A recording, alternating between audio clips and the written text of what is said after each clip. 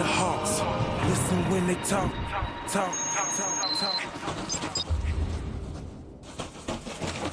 Greetings and salutations.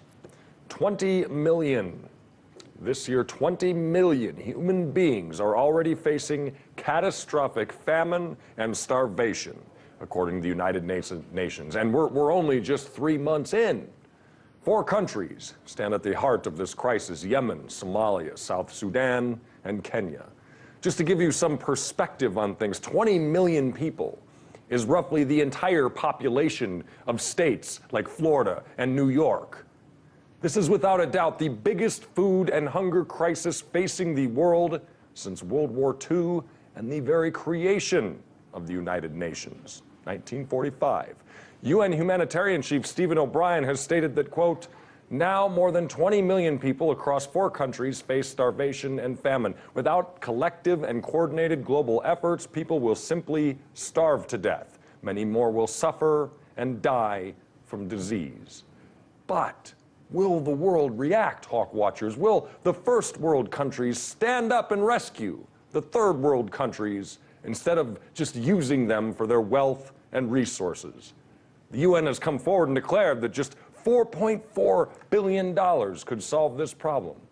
But, according to Secretary General Antonio Guterres, back in late February, despite some generous pledges, just 90 million has actually been received so far, around 2 cents for every dollar needed.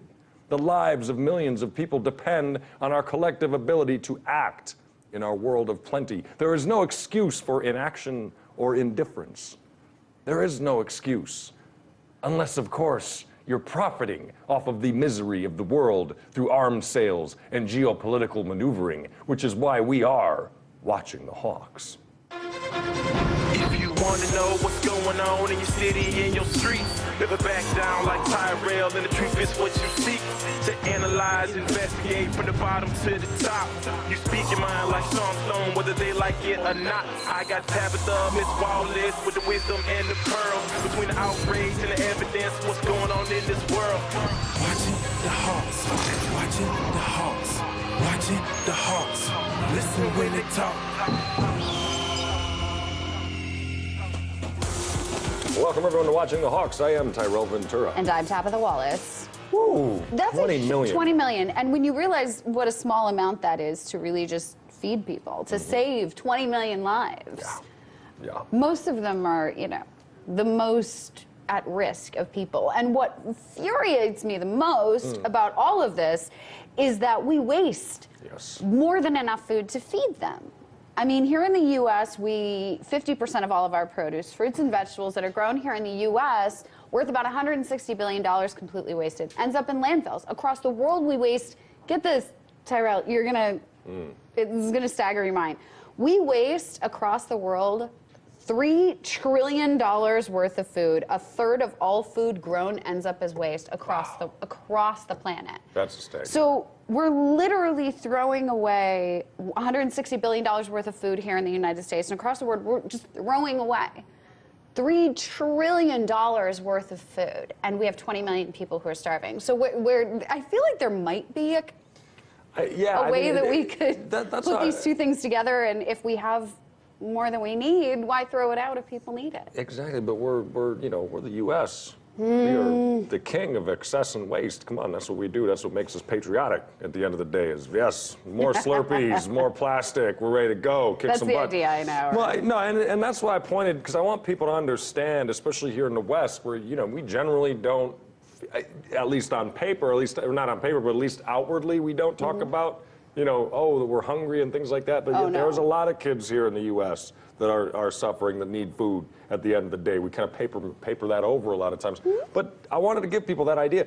I mean, 20 million people. New York State, the entire state of New York is 20 million people. Florida, 20 million people. Imagine if Florida, everyone was starving to death. Right. That's to give you that sense of size to this. I mean, Stephen O'Brien, a senior UN official, said about 2/3 of the population in Yemen, roughly 18 million people, need assistance. 7 million that are severely food insecure. 7 million just in Yemen. South Sudan. It's terrifying. 7.5 million, 3.4 displaced.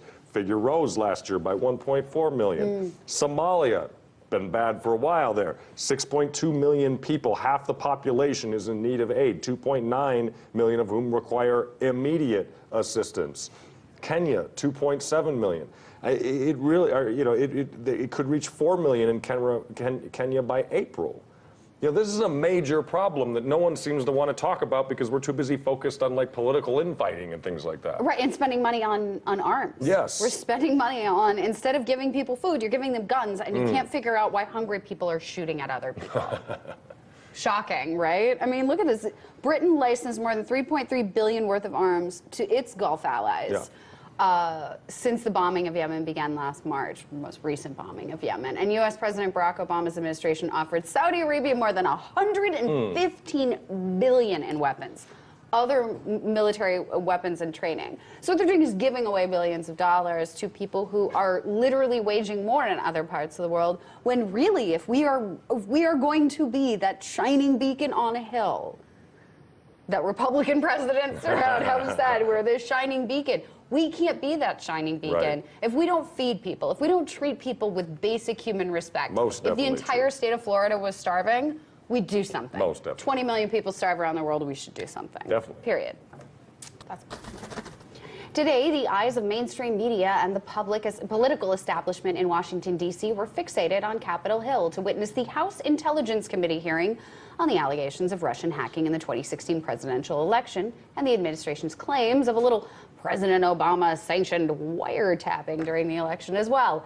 Security state heavyweights, FBI directors James Comey and NSA director Mike Rogers were grilled by committee members almost the entire day about the investigations and evidence, but what in the end was actually revealed? RT's Mandela Chan has the details. There were two central themes worth noting today. The first, of course, Director Comey openly citing that the FBI has opened a brand new investigation into the alleged Russian hackings and how it pertains to the 2016 elections. And due to this open investigation, he told the House Intel Committee that he simply can't comment. I can't. It's not something I can comment on. All I can say is what I said before, that we don't have any information that supports those tweets. It's not something I can comment on. And although he wouldn't comment on specifics of the case, he did stress that this in no way implies that there was any sort of wrongdoing or any collusion between the Trump campaign and Russia. Now, the other ongoing theme appeared to be led by House Committee Democrats, and it seemed to be alluding to the new Democratic mantra of inciting almost a new Cold War between the U.S. and Russia. Take a listen to Congressman Andre Carson of Indiana. There's a lot at stake here for Russia. This is big money, big strategic implications. If they can legitimate their annexation of Crimea, what's next? Are we looking at a new Iron Curtain descending across Eastern Europe? Now, the overall tone of the hearing was clearly an indictment on President Trump's administration and the Kremlin. Despite no facts being presented today, still a whole lot to learn in the coming months out of Capitol Hill. In Washington, I'm Manila Chan, RT. Right. Ooh. While 20 million people around the world starve, we wasted taxpayer money sitting around yammering about not answering questions while people ask questions so they can genuflect to their voters and their base that I did something. I'm standing up to Trump and the Russian scourge, and Trump's people are, I mean, it's But just, they're not standing up to the administration and the actual things they're not doing that. They're wasting people's time. Right, instead of actually... Of course there was an investigation. I think the stupidest thing I heard all day, stupid, and I will say it on air, it was a stupid thing, is to see headline after headline, shocking revelation, there's an investigation.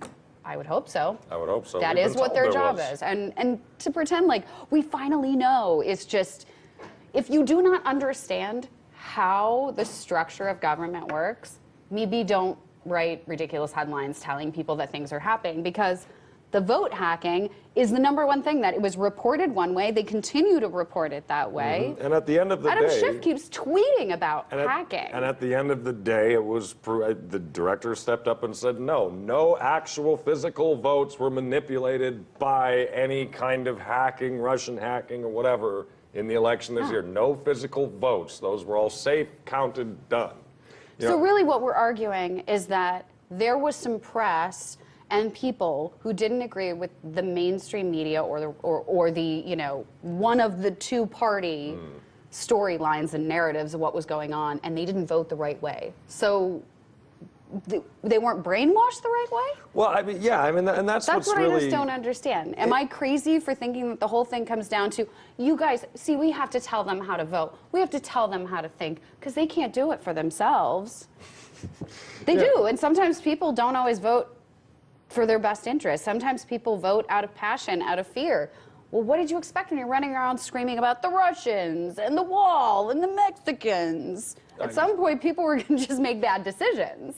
Well, yes, that's exactly what you're seeing happen. And look, people can make bad decisions. And at the end of the day, you know, because there was no actual, you know, there was no actual tampering of the actual process of voting. Now, whether or not, there's still been no real evidence put forth, none today, that we know that Russia did hack the 2016 elections. And yes, I know the green RT bug is in the corner, and so you're immediately going to say I'm biased. No, I'm actually speaking as an American citizen who just simply wants to actually get to the part where we try to help the American citizens instead of defense contractors who want war with Russia, or you know, the new McCarthyists who want to use every excuse in the book as to make up every excuse, find any little reason, Russia, all of this, to not just accept the fact that the Democrats ran a terrible campaign and lost to Donald Trump.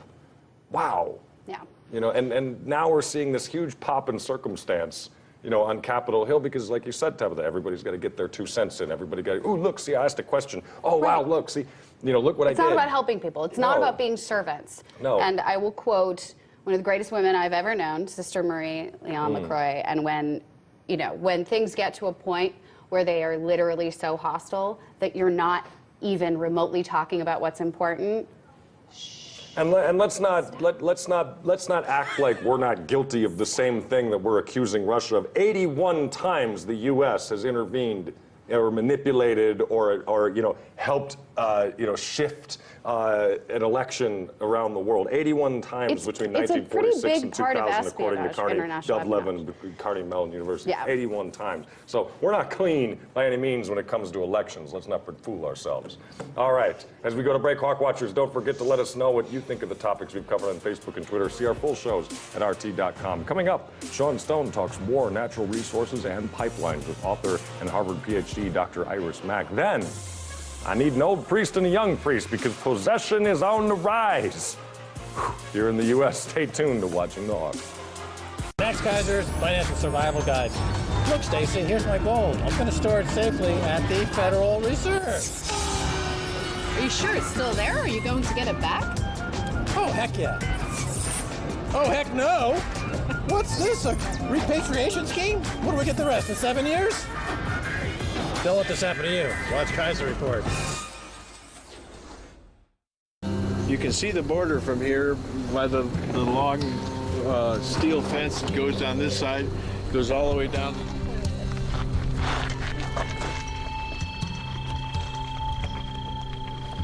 Like I said, this is autumn land, and this is autumn land. I have every right to be here. I have a right to go collect my food, be a part of my family on both sides of the border. I started an organization called Arizona Border Recon. We are a standalone entity that is doing what needs to be done. In the 5 years, it's getting worse.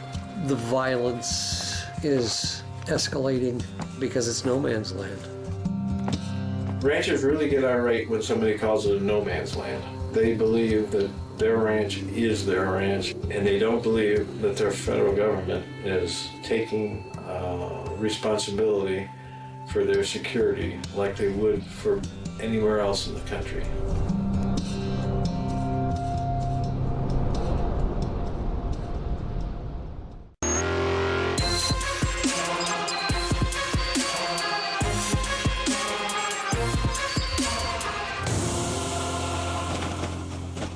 If you want to get get to the bottom of any war or conflict around the world, you have to look deeper than flag waving and calls to combat evildoers.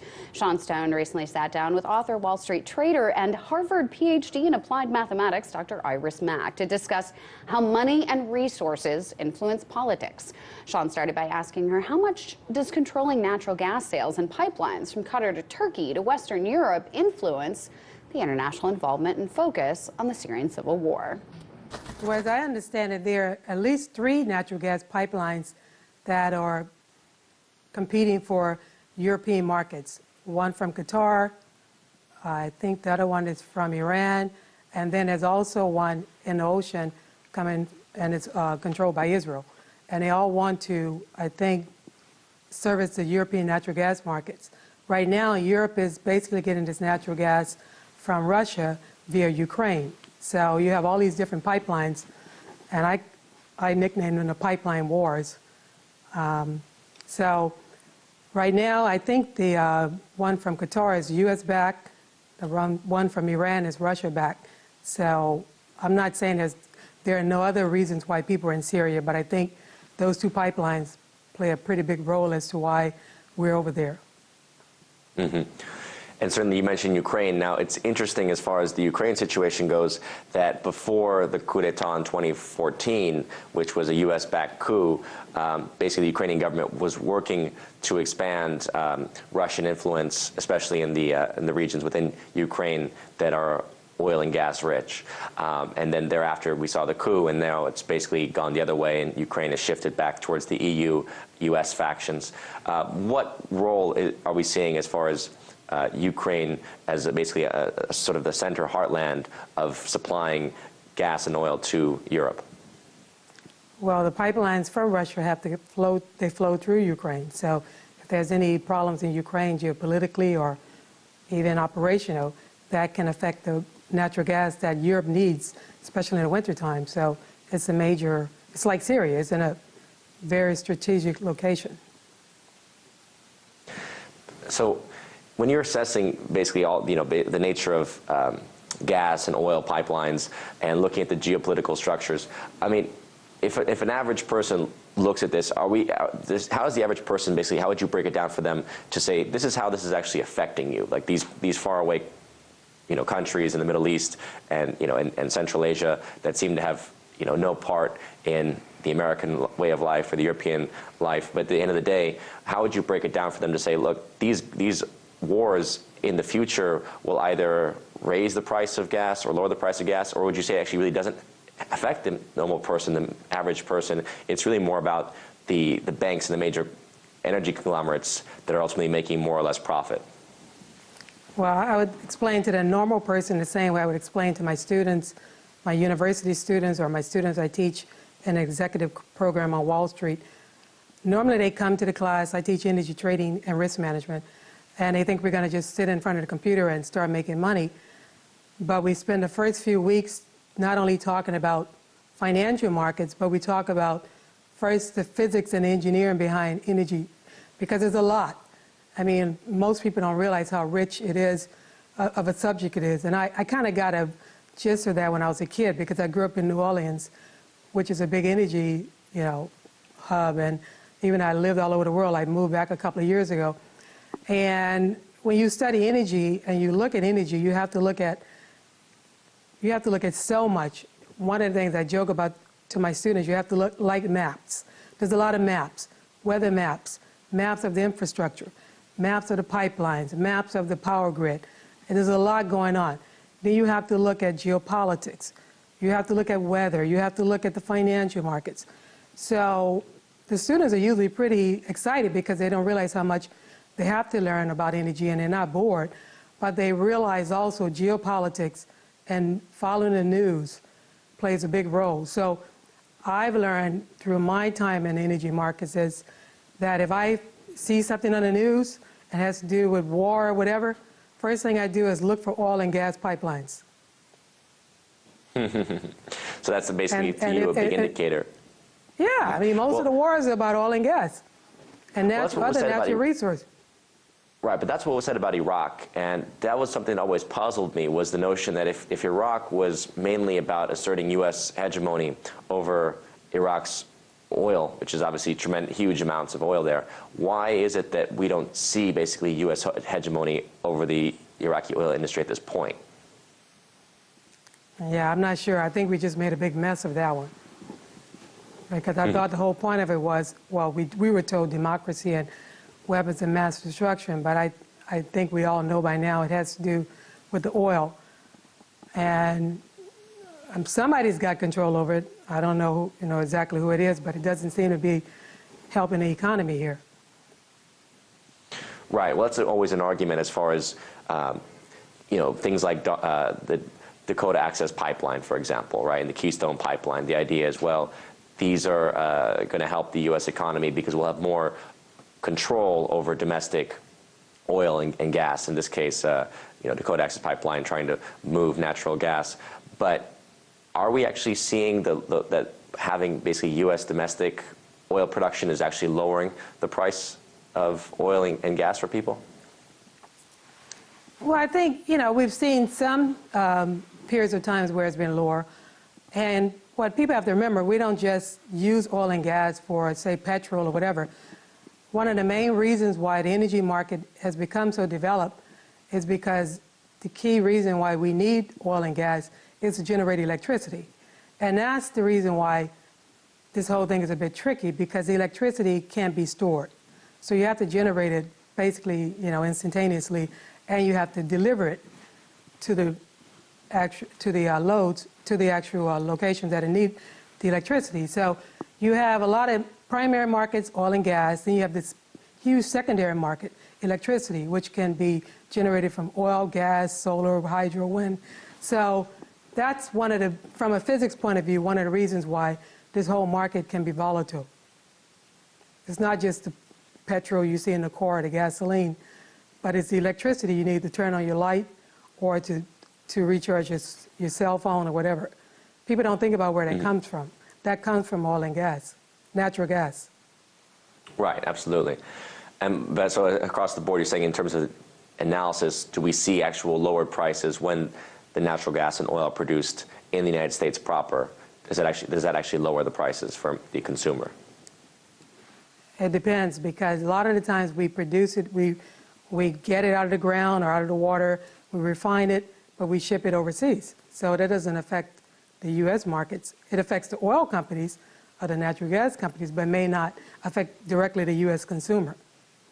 And that's, I think, one of the arguments I've heard people raise about the Dakota Access Pipeline or even the Keystone Pipeline. They said, okay, we're going to go through all the hassle of having our water contaminated or having our land dug up or whatever, then do we get to use this oil and gas? And, according to some sources, it's going to be shipped overseas because there are a lot of markets that need it, Europe, Asia. So, we can use our own oil and gas. Yeah, we might see the prices lower, but, it just depends. Right, exactly. It depends on also the economic cost of cleaning up, for example, spills into water systems and contaminating the water system and what that's going to cost to the economy. But speaking of overall cost to the economy, we're basically hitting a place where, again, the debt ceiling is there. In the 1980s, I think the national debt was about $1 trillion, and here we are in the range of 15 or more trillion. And 20. Now Republicans are talking about raising it to $20 trillion, exactly, moving the debt ceiling to $20 trillion. So what does that basically mean for the trajectory of this country? I mean, does it even matter that there's a debt ceiling anymore? I mean, we could presumably just continue indefinitely with increasing debt?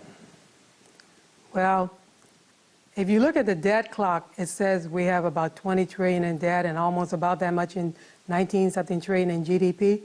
But what I find interesting is that they don't talk about other outstanding debt or things like, say, for example, the derivatives markets. Outstanding notional value of, say, $1.5 quadrillion. A quadrillion is 1,000 times a trillion. So we're not talking about just 20 trillion. We got a whole lot more than that. So I think, I have a graphics that I use in one of my books. It's like an upside down pyramid, and it shows you at the top the $1.5 quadrillion in outstanding derivatives contracts, And then at the bottom, it shows you the global GDP, which is 70 trillion. So that gives you an idea of how, you know, much trouble we've gotten ourselves into. It's pretty much a Ponzi scheme. And who is ultimately making out? I mean, one of the major factors behind the entire system, the economic system of this country, is obviously the Federal Reserve, which is a private bank, although I don't think the Federal Reserve admits that it's a private bank. But essentially, it's a private bank that's loaning the money to our Treasury at interest, right? So is it ultimately the Federal Reserve that you would say is behind the economic system that's putting the American people, as you say, into a Ponzi scheme? Well, not only me, but many people believe that it is, because it's a debt-based system. So you're never going to have enough money to get out of debt, to pay your way out of the debt. And the Federal Reserve basically creates this money out of the thin air, you know, digits in a computer. But then it loans it to us with interest. So it's not, you know, you can spend a long time talking about the Federal Reserve. I devote part of my last book to the Federal Reserve, not just because I wrote the book about the Federal Reserve, but I want to explain to people why we had the bailouts, why we had the last bailouts. And what a lot of people didn't realize was they thought we were just getting the bank bailouts. The TARP bailouts were the only bailouts given to the banks to the tune of, say, $700 billion. But because of Ron Paul, Dr. Ron Paul, we found out in the last few years that because he campaigned for, like, I think 20 years to force the Federal Reserve Bank to do an audit. So because of a partial audit, we found out the Federal Reserve gave backdoor bailouts to the banks after the last financial crash, market crash, to the tune of like $16 trillion. So that contributes a lot to the debt, too. Father Lampert, the official exorcist, yes, exorcist of the Archdiocese of Indianapolis since 2005, told the National Catholic Register recently that demonic activity has increased dramatically in the United States. And it turns out that over the years, the Catholic Church has not kept up with their training in the dark arts. Turns out that there aren't enough exorcists in the United States. But don't despair, because there's an actual exorcist university in the great state of Wisconsin, my home state, that graduated 55 exorcists last year and plans to graduate another 52 in the fall. But don't think for a second that exorcism is something you can do yourself. According to Father Lambert, the lay faithful should not give commands to demons. Demons recognize the authority of bishops in the church. If you claim authority on your own, it could get you into trouble. So no DIY exorcisms, but, you know, don't go trying to steal jobs from real exorcists, because you'll just get repossessed and the drama will make your head spin. All right, that is our show for you today. And remember, everyone, in this world, we're not told we're loved enough, so I tell you all, I love you. I am Tyrell Ventura. And I'm Top of the Wallace. Keep on watching the Hawks and have a great night, everybody.